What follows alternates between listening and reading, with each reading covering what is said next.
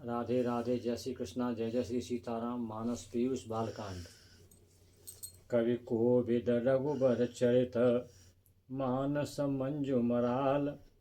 बाल विनय सुनि सुरुच लखि, मुँह पर हूँ कृपाल। बाबा तुलसीदास जी कहते हैं कि कवि और कोविद, तो जितने भी कविता लिखने वाले हैं, जितने भी रचनाकार हैं, वो सब कवि हैं। भगवान का गुणगान करते हैं अपने काव्य के द्वारा, वो कवि हैं। कोविद कौन हो गए? कोविद यानी भाष्यकार, पंडित, ट्रांसलेटर, जो उस कविता का सरल शब्दों में अनुवाद कर देते हैं, उसका भावार्थ लिख देते हैं, उसका अर्थ बता देते हैं, वो कोविद है। तो सभी कवि और कोविद इस भगवान के चरित्र को, जो मंजू मराल है, बड़ा अच्छा है। मराल माने हंस है, हंस रूपी है,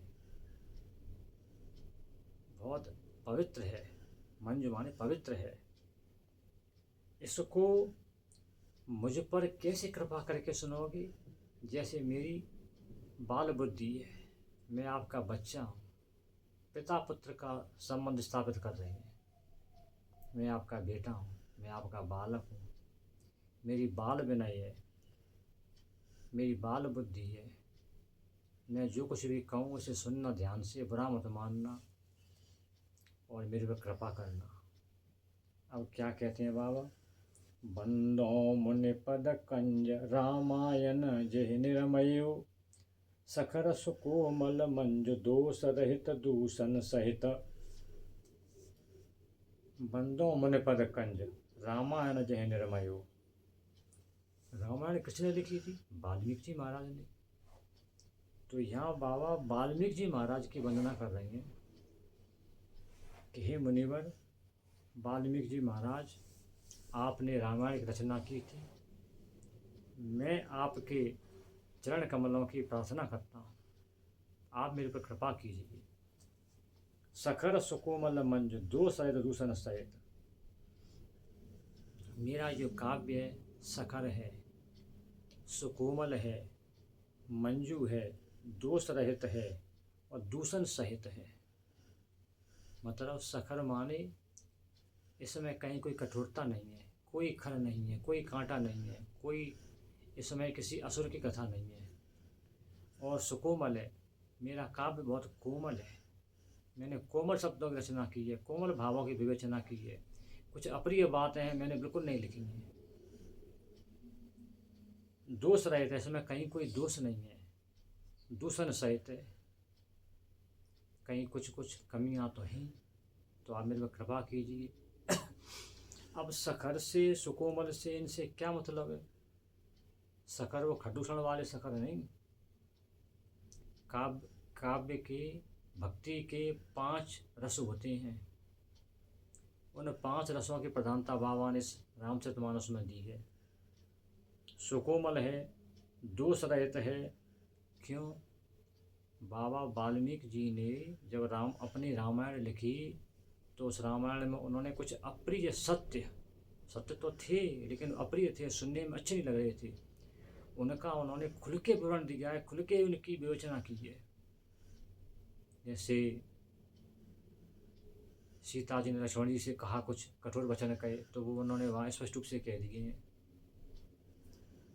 सीता जी का त्याग किया भगवान राम ने, वो उन्होंने वर्णन कर दिया है। तो ऐसी कुछ बातें बाबा वाल्मीकि जी महाराज ने कह दी हैं। लेकिन तुलसीदास जी बाबा ने इन अप्रिय बातों को बिल्कुल नहीं कहा है। थोड़ा सा कहीं कहा भी है तो संकेत मात्र से कह दिया है, ओपनली नहीं कहा है। तो इसलिए उन्होंने कहा कि मेरा ग्रंथ है वो सुकोमल है, मंजू है, दोष रहता है, उसमें कहीं कोई दोष नहीं है। ये कहीं कहीं कुछ दूषण है। कुछ दूषण क्यों है कि अब तो अब आना ही था और राक्षसों का वध करेंगे महाराज, राक्षसों को मारेंगे, तो कठोरता तो बरतनी पड़ेगी। कुछ कठोर वचन तो उनसे बोलने ही पड़ेंगे, उनको मानना तो पड़ेगा, उन्हें प्रहार तो करना ही पड़ेगा। सुपर्णखा जब नहीं मानी, सुपर्णखा जब आई, भगवान राम से आके छेंट गई वो, तो फिर उसके नाक कान तो काटने ही पड़ेंगे, उसकी कठोरता दिखानी पड़ेगी ना। तो ये कुछ छोटे मोटे दूसरा छोटी मोटी कमियां भी हैं मेरे काव्य में, लेकिन मैं क्या करूँ, ये तो मुझे बतानी पड़ेंगी। भाई वो राक्षस आएंगे, यज्ञ विध्वंस करने के लिए आ रहे थे मुनिवरों की, तो मैं उस यज्ञ की रक्षा के लिए गया, भगवान राम गए रक्षा की रक्षा के लिए, तो उन पर प्रहार तो करेंगे ना, उनको मारेंगे तो ना। जब मारी चाहे तो मारी, इसको मारना तो पड़ेगा ना। बाली ने सुग्रीव के साथ अन्याय किया, उसका राजपाट छुड़ा लिया, उसकी पत्नी छुड़ा ली, तो बाली को दंड तो देना पड़ेगा ना, कि सुग्रीव मेरा भक्त है ना, विभीषण को बचाना तो पड़ेगा ना। तो ये कुछ कमियां हैं, मैंने कठोरता दिखाई है, कठोरता का वर्णन किया है, तो ये तो मुझे करना ही पड़ेगा। आप तो मेरे पर कृपा कीजिए कि मेरे इस काव्य में जो अपने सत्य आपने बोले हैं वाल्मीकि बाबा, वो अपने सत्य मैंने नहीं बोले हैं, और आप उनके समकालीन कवि थे, आदि कवि थे। सबसे पहले रामायण आपने ही लिखी है, लिखी तो उन्होंने भी है, लेकिन उन्होंने वेद भी लिखे हैं, पुराण भी लिखे हैं, रामचरितमानस रामायण भी लिखी है, लेकिन आपने केवल रामायण रचना की थी। तो आप आदि कवि हैं, महान कवि हैं, महाकवि हैं रामायण के बारे में।